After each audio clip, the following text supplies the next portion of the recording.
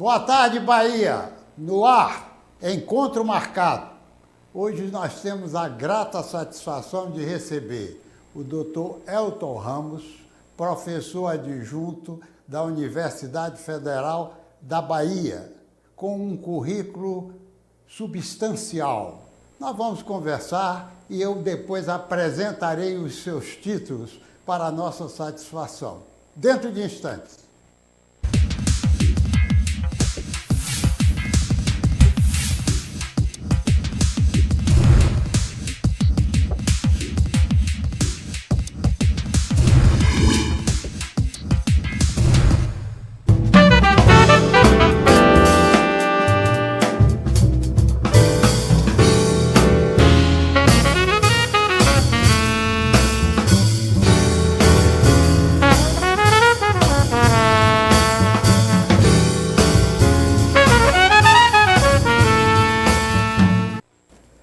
Mas, meu professor Elton, eu tenho essa grata satisfação de recebê-lo aqui em nossos estúdios, e inclusive por esse seu trabalho grande de pesquisa realizada sobre a glândula tireoide. E nesse contexto da sua vida universitária, você, além de fazer o doutoramento, você fez o pós-doutorado nos Estados Unidos, em Chicago, você fez na Itália, em Pisa, e você fez na França, em Sorbonne. E agora fez concursos aqui para a Universidade Federal da Bahia, e que certamente você vai continuar nesses seus estudos de pesquisa e as conclusões nessa glândula tireoide tão importante no nosso organismo. Eu queria até só por um detalhe que me veio à lembrança ao falar com você. O Chicago, uma certa feita, quando eu era parlamentar, que eu passei 12 anos lá na Câmara de Deputados, eu tive a oportunidade de ir a Chicago, porque naquela época estava se fazendo um estudo muito grande em AIDS. E eu, por curiosidade, também lá no Congresso, eu fui lá, a Chicago. Fiquei até hospedado, digamos, lá numa universidade, nas dependências dessa universidade. Só que foi passageiro, porque foi exatamente na época que se desenvolveu a história do impeachment do Collor, e eu tive que regressar imediatamente, porque teria que estar aqui presente. Era um período de férias, mas que, na verdade, elas foram suspensas. Bem, eu queria lhe perguntar o seguinte, nessa pesquisa que você se dedica aqui em Salvador, e mais diretamente, como disse você, na questão do hipertireoidismo, porque me parece que graça com mais frequência, digamos assim, na estatística do que de hipertireoidismo. E até tem a história do teste do pezinho, que outro dia nós fizemos aqui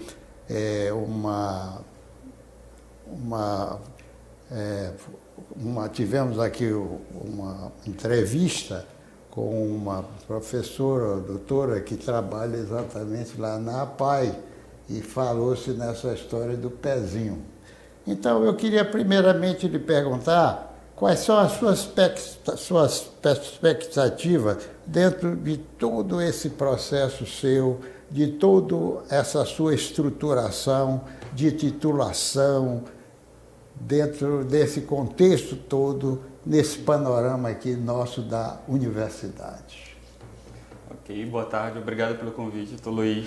Fico muito contente em poder estar divulgando trabalho, trabalho científico, estudo de muitos anos realmente de dedicação. A Universidade de Chicago foi o grande começo disso tudo, onde eu pude fazer um pós-doutorado na área de biologia molecular em tireoide, e depois eu complementei isso com outros cursos e outras especializações. Bom, o cenário de investigação e pesquisa em doenças de tireoide aqui no estado está muito bom. Pela primeira vez a gente consegue estruturar um laboratório de pesquisa com aparelhagem para trabalhar com pesquisa de ponta, né, em biologia molecular, tanto na área de doenças prevalentes autoimunes da tireoide, quanto na área de nódulo e câncer. Isso é fruto, claro, não só da minha pessoa, mas de muitos outros colaboradores, de alunos, né, de pós-graduação e alunos de graduação. Agora eu tenho 3 alunos de mestrado, um aluno de doutorado e tenho 10 alunos de iniciação científica com bolsa. E também é graças ao apoio, né, de instituições de fomento à pesquisa, né, no estado da Bahia. A gente tem a FAPESB e também governo federal, o CNPq, através de editais que a gente submete projetos, né, e consegue aprovação e verba para comprar equipamentos e comprar material para pesquisa. Dentro dessas linhas de pesquisa, eu destaco 2 importantes apoios que tivemos recentemente. Um na área do hipotireoidismo congênito, né, que é uma doença relativamente bem prevalente. Uma em cada 2.500 ou 3.000 crianças nascem com hipotireoidismo congênito, que é triado no teste do pezinho. O teste do pezinho é obrigatório para toda criança, ele deve ser feito entre o 3º e 5º dia de vida, depois do nascimento da criança. E ele tem o objetivo de triar, de identificar algumas doenças, né, fenilcetonúria, dentre outras, e também o hipotireoidismo congênito. Então é um teste simples, fácil, né, basta colher uma gotinha de sangue do pé da criança e você já consegue identificar possíveis doenças desde o início, desde o nascimento. No hipotireoidismo congênito isso é importante, porque se a gente atrasa muito o tratamento dessa criança, por exemplo, se a gente atrasa mais do que 3 semanas ao início do tratamento numa criança que nasce sem a tireoide ou nasce com a tireoide funcionando de forma errada, né, com hipofunção, essa criança pode ter déficit de aprendizado, déficit neurológico, retardo mental. Então é a maior forma de retardo mental evitável no mundo. Então é um retardo mental que a gente pode evitar, basta que a gente faça o teste do pezinho e comece o tratamento dessa criança imediato. Agora me diga uma coisa, você citou, eu quero lhe perguntar 2 coisas pelas suas colocações. A primeira pergunta é que corresponde aos meios que você dispõe para você fazer esse estudo, se são satisfatórios para essa pesquisa, de equipamentos, enfim, todo esse arsenal que faz parte dessa especialidade dessa pesquisa sua, está produtivo isso? Sim, os meios não são inicialmente satisfatórios, né? Então por isso que a gente tem que trabalhar arduamente para criar a estrutura para que tudo funcione da forma melhor possível e que a gente consiga ter uma produção científica e também ter a parte assistencial andando, né, junto. Então, assim, o trabalho é árduo, a situação nunca é a melhor, né, a mais favorável se a gente compara com outros serviços do mundo, mas eu acho que é importante começar e é importante criar, né, se a situação não é a melhor quando a gente chega, depois que a gente chega, se a gente trabalha de forma árdua, para os próximos que virão, o terreno já vai estar mais fértil. Então, no momento, eu considero, sim, um momento muito bom, eu me sinto apoiado dentro da universidade e pelas agências de fomento. E, bom, eu sou jovem e tenho muita estrada pela frente, mas é importante a gente começar a contaminar alunos, colegas, para que eles também se interessem pelo tema, né? E se tratando de tireoide, como as doenças são muito prevalentes, né? Hoje a gente tem o hipotireoidismo, que é muito comum em mulher, pode também acometer homens. 1 em cada 5 mulheres na pós-menopausa podem ter hipotireoidismo, é uma doença muito prevalente, né? Cerca de 300 milhões de pessoas no mundo podem ter o hipotireoidismo e metade delas não sabem que tem. é uma doença que tem impacto na qualidade de vida, no estado emocional, tem impacto inclusive na mortalidade da população, porque uma pessoa com hipotireoidismo não tratado vai ter maior risco de doença cardiovascular, risco de infarto, de derrame. Então a gente está falando de doenças muito prevalentes com impacto muito grande na saúde do indivíduo. E o câncer de tireoide, né, que antes ficava lá embaixo na lista e hoje, segundo os últimos dados do DataSUS, é o quarto câncer mais comum em mulher, né, perdendo somente para mama, melanoma, câncer, né, de ovário. Então o câncer de tireoide aumentou muito a prevalência, né, aumentou sobretudo devido ao diagnóstico também, né? Antes a gente não tinha muito acesso a alguns recursos tecnológicos como uma ultrassonografia.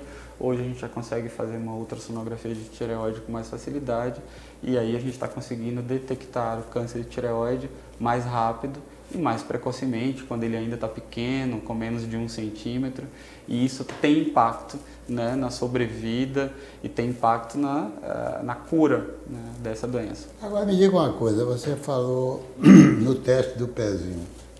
Outro dia, por exemplo, nós nessa entrevista falamos muito nesse teste do pezinho e pelo que me foi dito, e você está chegando que deve ter certamente essa notícia também muito auspiciosa, porque segundo essa nossa colega que esteve aqui, ela disse que está muito difundido esse teste no estado da Bahia, onde tinha um alcance de mais de 90%, porque isso é muito importante, porque a abrangência é muito grande. Não é?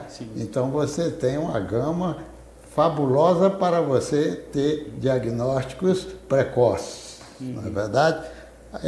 No dia que realmente ela esteve aqui,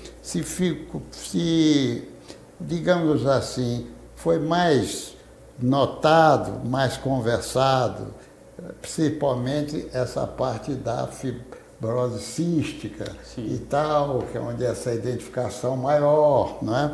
Até, se não me falha a memória, não se tocou muito nessa história da tireoide, certo? Não se tocou. Então, era uma coisa interessante, digamos assim, de você poder nos detalhar um pouco dessa descoberta através desse hipotireoidismo congênito, nesse teste que é feito, que vem lá, digamos, daquele material que foi recolhido em qualquer lugar para que desse uma certeza desse diagnóstico para esse acompanhamento. Como é que você vê isso?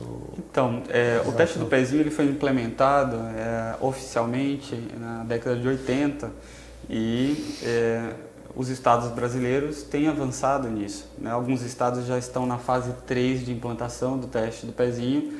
Então, quanto mais você vai avançando, mais doenças a gente vai conseguir identificar com o teste do pezinho.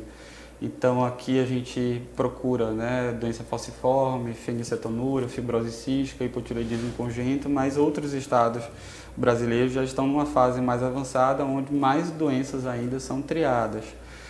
Sim, tivemos muito avanço, né, da década de 80 para cá. A Bahia também melhorou muito a sua cobertura. Ainda não é uma cobertura perfeita, porque o perfeito seria você cobrir 100% das crianças, ou seja, toda criança que nasce fazer o teste do pezinho. Mas a gente entende que temos um estado grande, né, com condições e distâncias geográficas enormes. E a gente observa muita dificuldade também em outros estados, como Amazonas, né, o Pará, onde a cobertura é uma cobertura ainda muito ruim, de 60%, 70% das crianças nascidas. É importante a gente ainda melhorar para tentar atingir essa meta de 100% das crianças nascidas, como a gente tem no estado de Santa Catarina, como a gente tem no estado do Paraná, onde todas as crianças são triadas. No estado do Paraná, algumas crianças fazem o teste do pezinho até mais de uma vez, né, para confirmar o dado. Então, o cenário ideal seria esse, para que nenhuma criança deixe de ser identificada e para que a gente comece o tratamento o mais rápido possível. Apesar da cobertura na Bahia ser muito boa, a gente ainda tem atraso para o início do tratamento, porque o teste do pezinho é feito, mas esse material tem que ainda ser levado para o serviço de referência de triagem neonatal, que é aqui em Salvador, na PAI. Esse sangue precisa ser processado, a gente precisa dosar o TSH. Depois que esse resultado sai, se ele é positivo, a gente aciona uma equipe de assistente social que tem que entrar em contato com a criança no município que ela estava, então pode ser no município no Recôncavo, pode ser na Chapada Diamantina, no oeste da Bahia. Depois a van ou a prefeitura tem que dar um jeito dessa criança vir com os pais até a Bahia para começar o tratamento. Então é isso que a gente precisa ainda melhorar, a velocidade dessa logística, para que a criança que tem o teste do pezinho alterado, que tem o hipotireoidismo congênito, não demore mais do que 15, no máximo 21 dias para o tratamento ser iniciado. Eu queria lhe perguntar nesse contexto, porque como é que isso estava montado, se uma vez identificado, qual seria essa conduta que poderia ser feita para que desse um resultado satisfatório, né? Porque, como você tão bem disse agora, não é uma coisa que está muito estruturada ainda, né? Porque feito esse diagnóstico, até você chegar ao fato para que possa responder à orientação médica, isso tem um caminho que está sendo, digamos assim, aplainado, não é? Para que haja mais agilidade, né? Sem dúvida nenhuma, o trabalho da PAI é espetacular. A estrutura da PAI aqui em Salvador é uma estrutura muito boa, né? Tem uma equipe multiprofissional com endocrinologista, nutricionista, dentista, psicólogo. Essas dificuldades logísticas às vezes fogem do controle do serviço de referência de triagem neonatal, porque passa a ser dificuldades do município, de transporte, da condição, né, social da família, da criança identificada, mas sem dúvida nenhuma a gente tem avançado, né, esse tempo de início de tratamento que antes foi 60, depois baixou para 40 dias, hoje já se aproxima de um atraso aceitável. E isso é bom, porque isso vai ter um impacto grande, né, no desenvolvimento da criança. A gente tem que lembrar que os hormônios da tireoide são muito importantes para tudo, né? Quase todas as nossas células e órgãos e sistemas respondem e são controlados pelos hormônios da tireoide, mas na criança, especificamente nos primeiros 3 anos de vida, para a criança ter um desenvolvimento neurológico, raciocínio, memória, linguagem, fala, audição, ela precisa ter hormônio tiroidiano circulando na sua corrente sanguínea, e isso só é possível quando você tem uma tireoide saudável. Então, a criança que não tem uma tireoide saudável, ou que nasceu sem a tireoide, ou que nasceu com a tireoide mal formada, o teste do pezinho é fundamental para que a gente identifique essa criança e comece o tratamento o mais rápido possível. Eu ia lhe perguntar o seguinte, digamos, identificado esse caso, ele vem para a PAI e a PAI, como é a condução desse processo para que você tenha, digamos assim, essa criança, por exemplo, nós estamos falando assim mais ou menos de coisa genética, e quer dizer que aparece com desse início da descoberta, a PAI encaminha, tem o próprio profissional para fazer essa orientação, é isso que eu queria lhe perguntar. Existe toda a equipe mesmo, tem o próprio profissional, endocrinologista, além disso tem a equipe que está dentro da PAI para sofisticar esse atendimento do ponto de vista e identificar qual o problema nessa tireoide, se é uma tireoide ectópica, sublingual, abaixo da língua. Então hoje a gente já tem essa estrutura e a gente já está no ponto de também fazer estudos mais complexos, estudos genéticos, estudos moleculares, estudos avançados de audição, de linguagem, de fala. Então, em termos de equipe, de estrutura, a gente tem, e é por isso que o atendimento tem melhorado e, com certeza, nos próximos anos a gente vai ter um reflexo disso, né? Porque não ter uma criança com hipotireoidismo congênito, com retardo mental, dá muita satisfação para esse trabalho árduo, né? Mas precisa realmente que toda a equipe trabalhe junto e essa estrutura existe.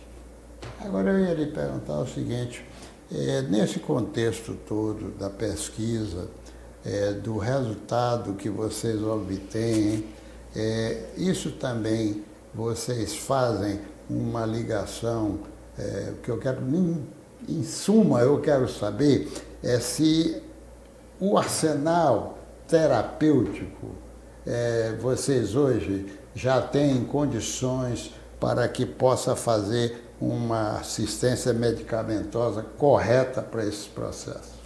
Sim, com certeza. O hipotireoidismo congênito, assim como as outras causas de hipotireoidismo, né, basta que você faça uma reposição do hormônio da tireoide. Essa reposição é super simples, porque é um hormônio, é um medicamento que tem que ser tomado de manhã, em jejum, todo dia. A dose é individualizada, nunca deve ser formulado, nunca deve ser manipulado, né? Sempre deve ser comprado ou fornecido pelo Sistema Único de Saúde.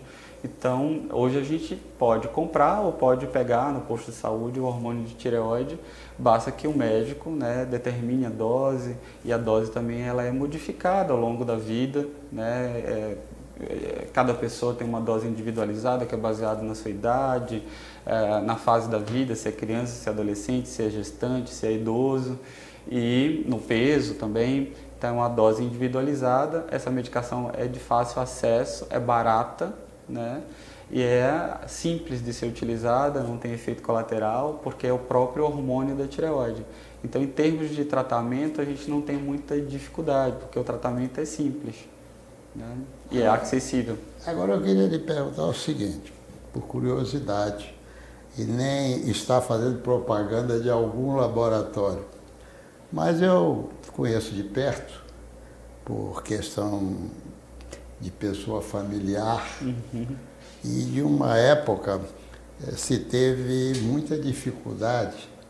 Disse, eu vou citar o medicamento, sei que esteja fazendo propaganda, não sei nem se esse medicamento, ele tem outros similares e a gente fica falando de um quando outros similares existem. Mas eu sei que havia uma dificuldade tal da história do citroide. E esse citroide às vezes não tinha, e às vezes tinha até que importar.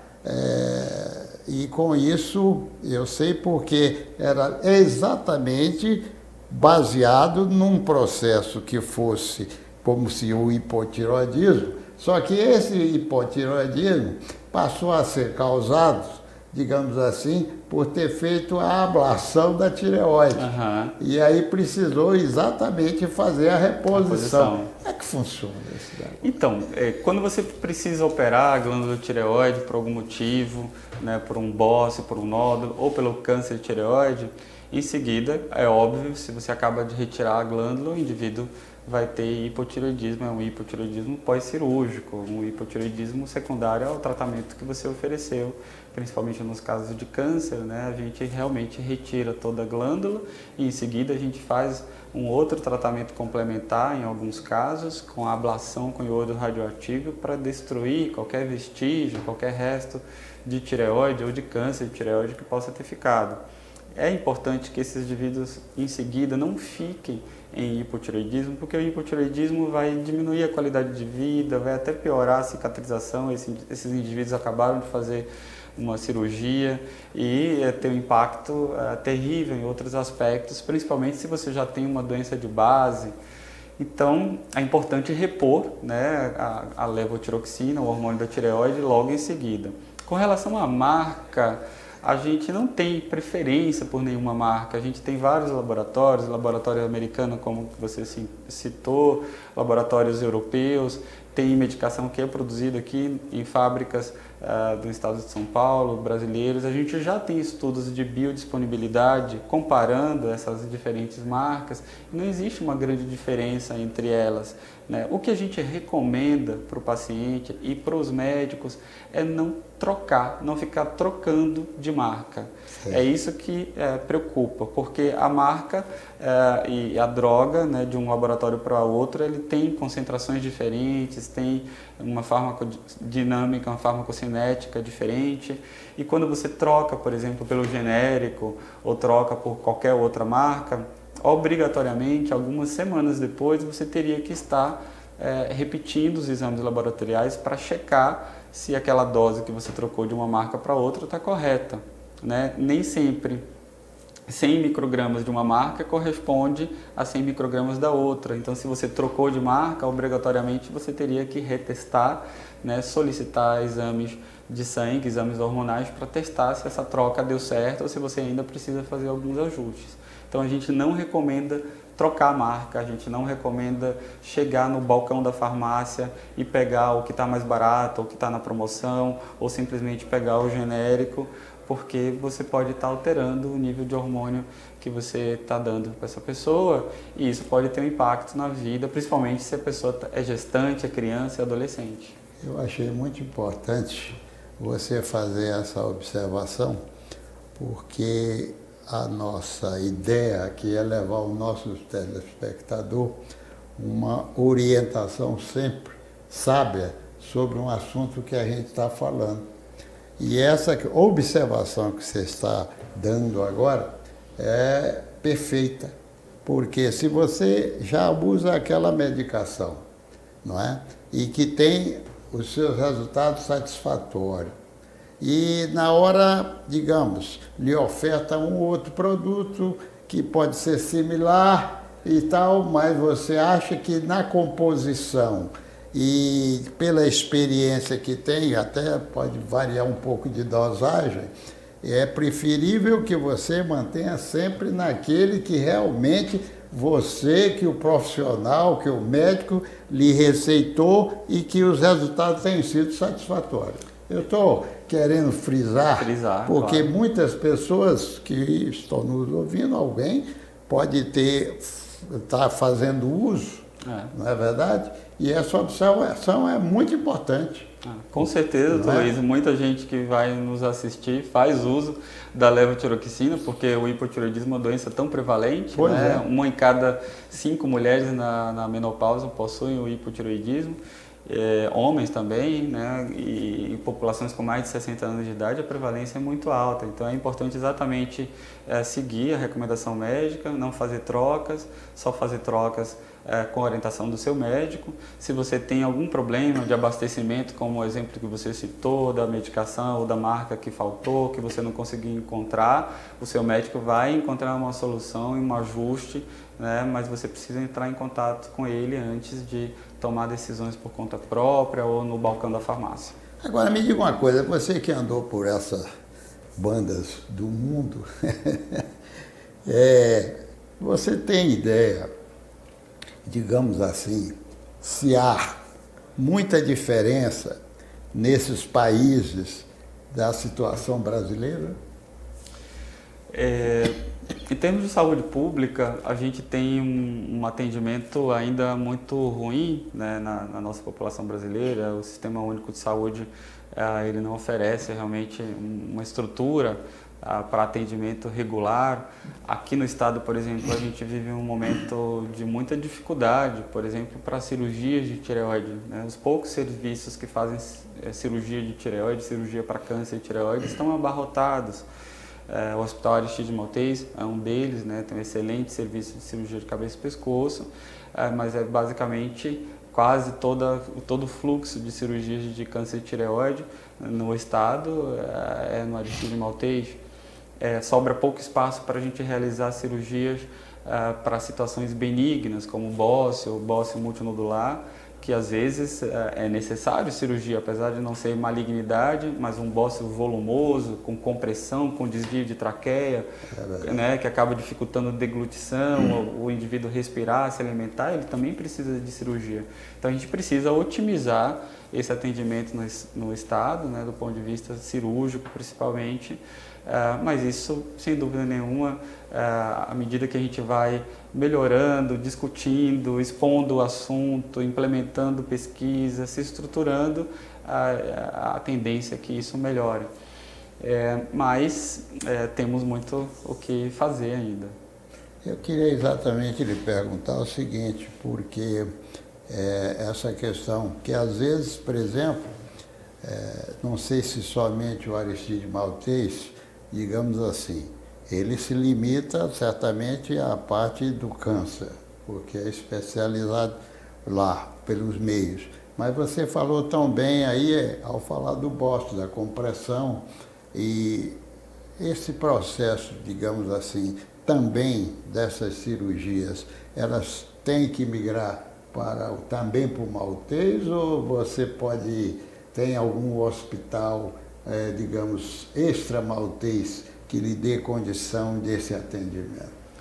Então, existem outros hospitais, né? O Hospital Santa Isabel, o Hospital Ana Nery, o Hospital Português. O Hospital Português hoje tem um grupo de atendimento, né, para nódulo de tireoide, câncer de tireoide, como poucos serviços, né, no Nordeste. Então, tem uma equipe multidisciplinar com endocrinologista, com cirurgião de cabeça e pescoço, excelentes cirurgiões, com medicina nuclear competente. Então, eu acredito que é uma força no estado, o Hospital Português, em termos de atendimento de tireoide.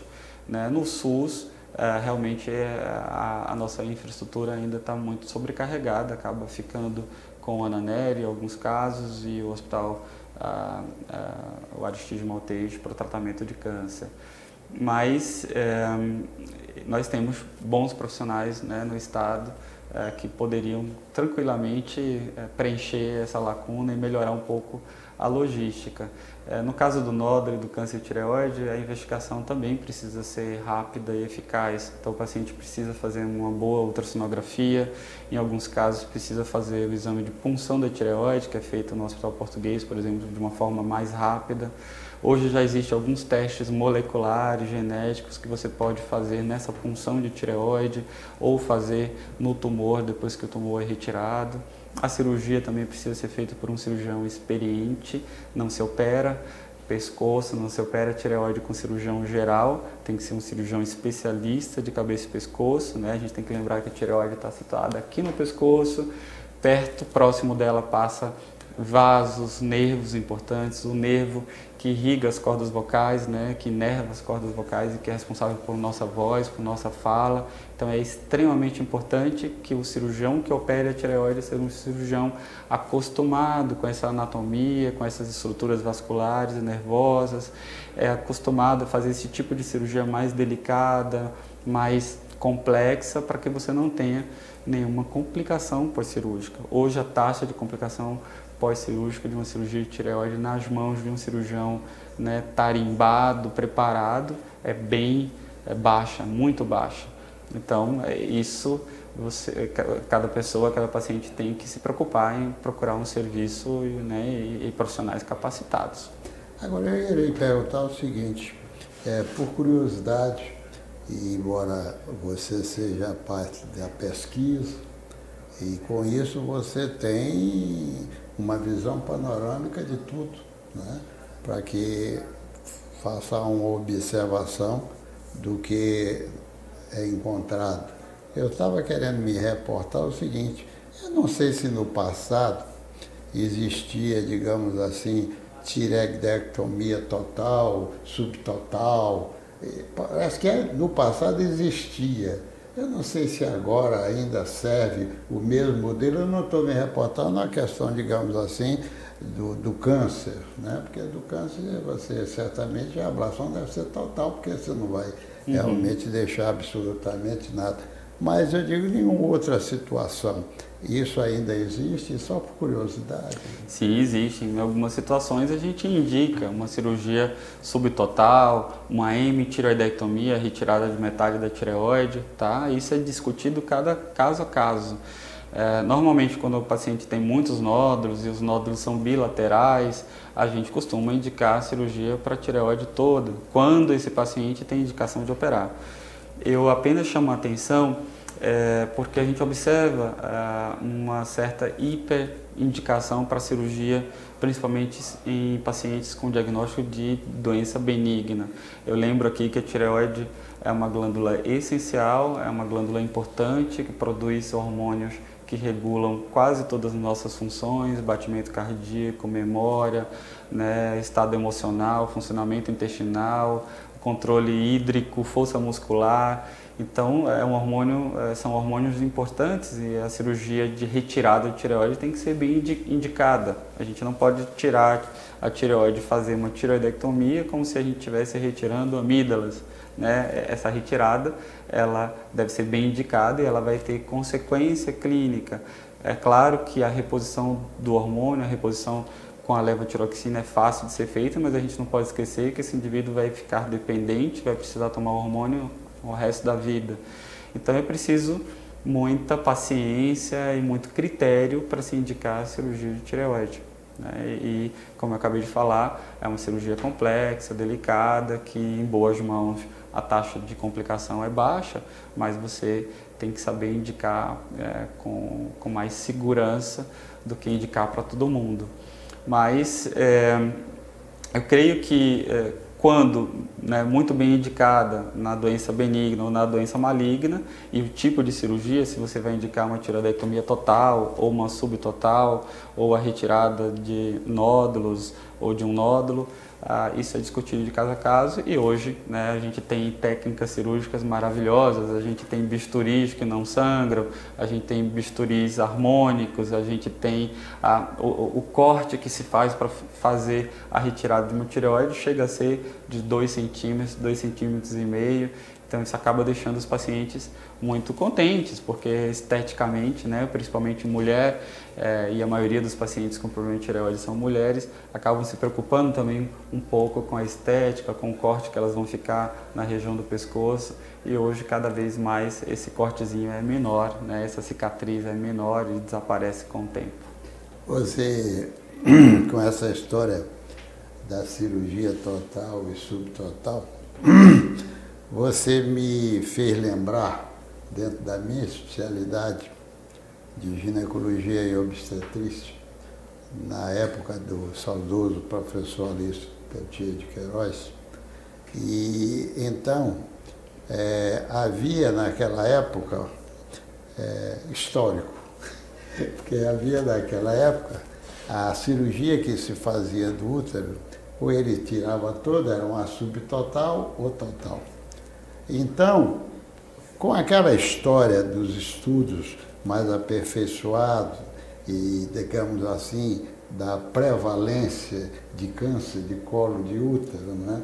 Então passou-se a utilizar que a cirurgia da história da esterectomia, né, teria que ser sempre ela total, para que não deixasse lá aquele corpo que não teria utilidade outra nenhuma, a não ser lhe dar a possibilidade de fazer um carcinoma, não é verdade? Mas tinha até um termo, viu, Elton, que eu me recordo agora, você ao falar, e ele dizia sempre que era uma cirurgia subtotal totalizada.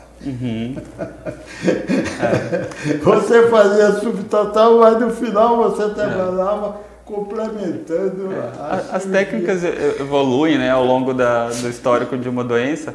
Como eu falei, hoje existem bisturis sofisticados, existem mecanismos de você monitorar, né, o nervo laringeu desse paciente para que você não tenha risco de causar algum dano à voz. Hoje também existem outras técnicas para tratar o nódulo tireoide que não cirurgia. Eu, por exemplo, aprendi na Itália, no período que eu trabalhei na Itália, uma técnica que é injeção percutânea com álcool. Né? Você, guiado por ultrassom, você pode injetar álcool, etanol, no nódulo de um paciente com um nódulo benigno, né? Sempre isso só serve para doença benigna, mas você pode injetar álcool e esse álcool ele desnatura, ele destrói o nódulo.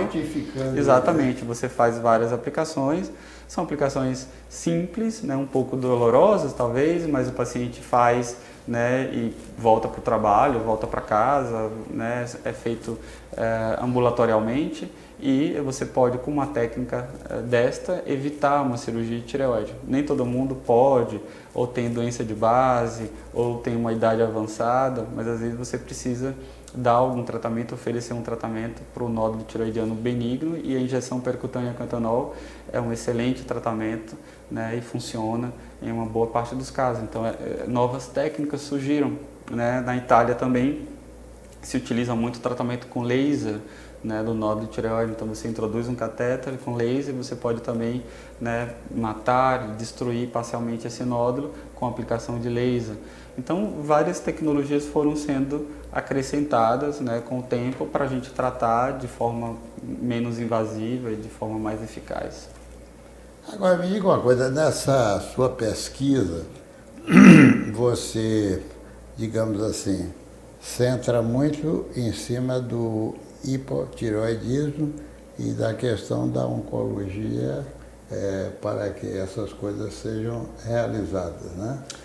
Quais são, digamos assim, outras condutas que vocês lá, através da pesquisa, orientam para que artigos sejam publicados e que possam servir, digamos, de roteiro para os profissionais? Então, é muito importante que essas pesquisas avancem, né? Em tireoide, alguns marcadores genéticos e moleculares conferem mais agressividade, por exemplo, ao câncer. Então é importante que o médico, ou antes da cirurgia, ou mesmo após a cirurgia, com o resultado, a peça do anátomo patológico, né, o resultado da biópsia, ele possa fazer essa análise de agressividade.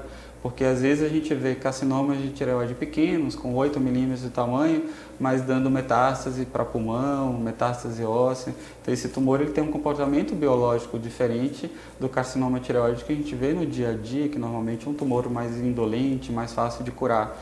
Então é importante progredir do ponto de vista genético e molecular no entendimento dessa doença, para que você consiga mapear, né, se aquele câncer daquele indivíduo que a gente está tratando, está acompanhando, ele é um câncer que a gente deve ter um comportamento também mais agressivo. Já que ele é mais agressivo, a gente também tem que ser mais agressivo no tratamento, na cirurgia, na aplicação de iodo radioativo que a gente pode indicar depois.